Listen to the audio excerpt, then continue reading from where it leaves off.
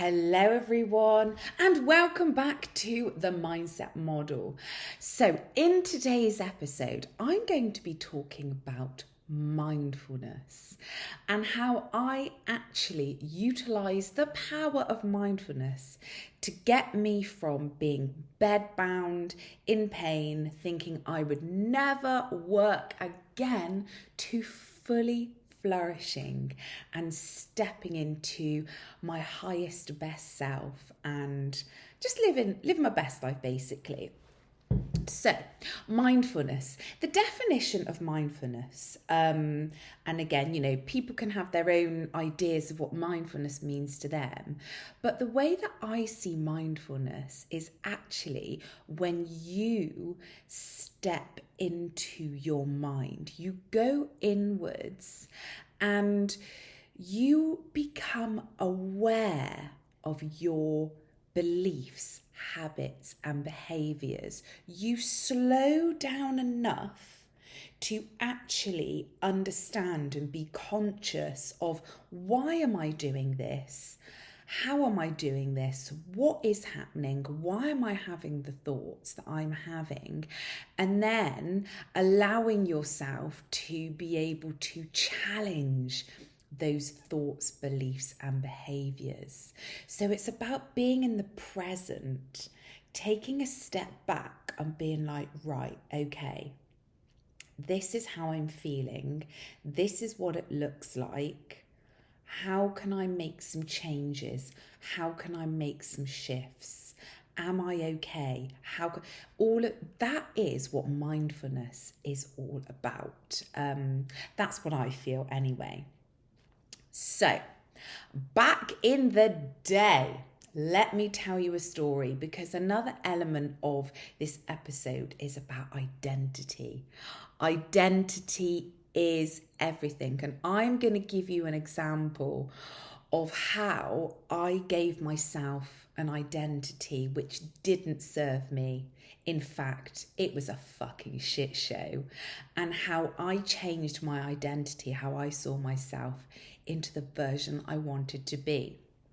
So, before I had my accident, I was the events presenter, manager for Clarion.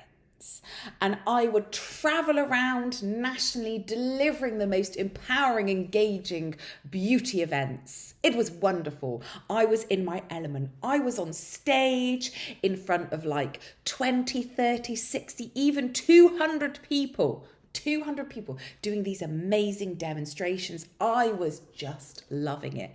It was amazing. So I thought I'd had it made, had my career. Like, I was always meant to be on stage. I was always meant to perform and do speaking and everything like that. It is my sole purpose. Then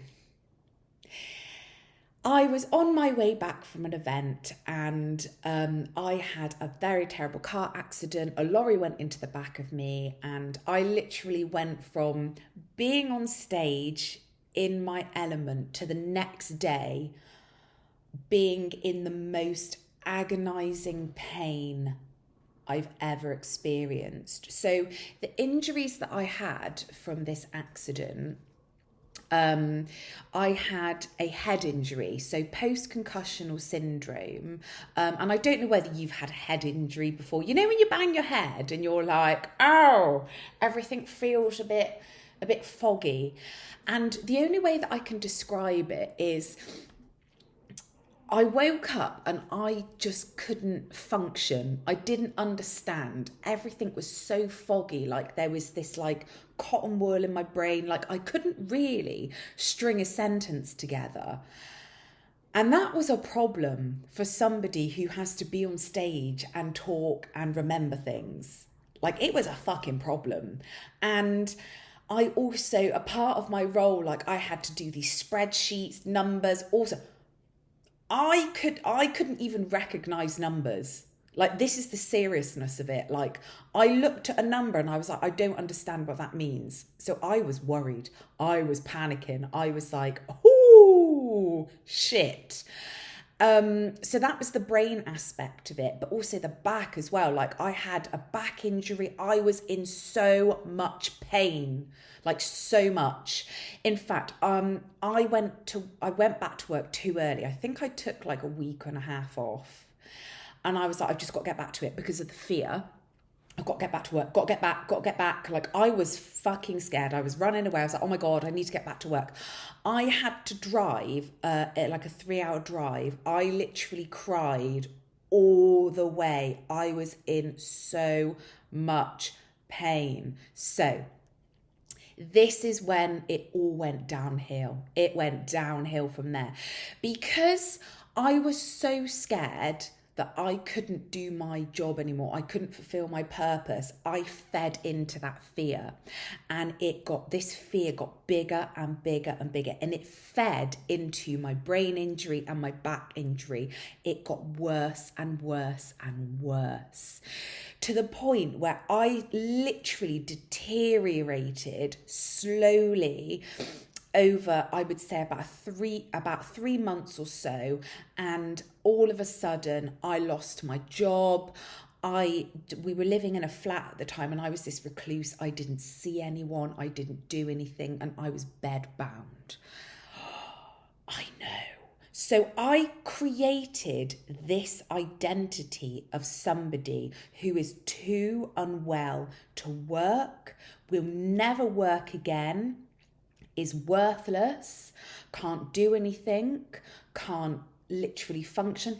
Even going to the supermarket to buy some food was a fucking challenge, because I remember literally being at the till, and this is like, you know, money. Can you remember money, like actual physical money? Because I use card now. But anyway, I had these like coins in my hand, and she was like, oh, I don't know, like that's £1.25. And I'd be like, I couldn't count I couldn't even deal with the money. What even is that? So I was in this whole depression and anxiety, and I kept feeding into this. So as I said, I gave myself the identity of somebody who can't. I am somebody that can't. That's it. It's the end. That is the identity that I created, the belief I created. And that was the life I was living. And I was living that life probably for a good 2 years. 2 fucking years. I know. And then one day, because I saw doctor after doctor after doctor after doctor, nobody could really help me. And then one doctor was like, I think you need to read a book on mindfulness. And I went, are you a dickhead? Why would I want to read a book on mindfulness? Because I was quite salty back then. I was like, everyone's an asshole. So anyway, I was like, right, fine. I'm going to get a book on mindfulness, because that's going to magically fucking heal my problems, isn't it? So anyway, I got my book on mindfulness, and I was like reading through. I was like, actually, it's quite good. So I really kind of invested into this idea of mindfulness, and I started making small changes, little habits, and I started listening. This is when I changed my identity. I changed the story, and I changed the beliefs. I was like, no, I am not going to be this person anymore. I know who I want to be, and I stepped the fuck up.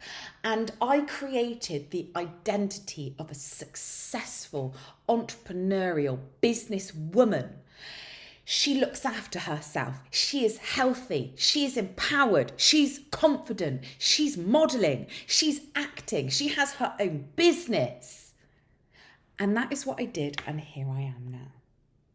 The power of identity, the power of belief, the power of recognizing those programs and those beliefs, recognizing the fear, the doubt, the uncertainty, and rising up from it. That is what you need to do. So there we have it. Mindfulness actually helped me so much, and the mindfulness, the identity work, like if you are in a position at the moment when you are struggling, or you're not quite sure, even if you are living your best life and you're ready to just step up to the next level, have a look at your identity. How do you see yourself? Who do you identify as? And taking the practical steps of mindfulness as well, taking a step back, looking at the bigger picture, quietening. Is that a word? Quietening? We're going to go with it. The noise, so that you can actually hear yourself, so you can think. So there we have it, my loves. I hope that was helpful. I hope you found this story inspiring. If I can do it, you can do it too. I will see you in my next episode.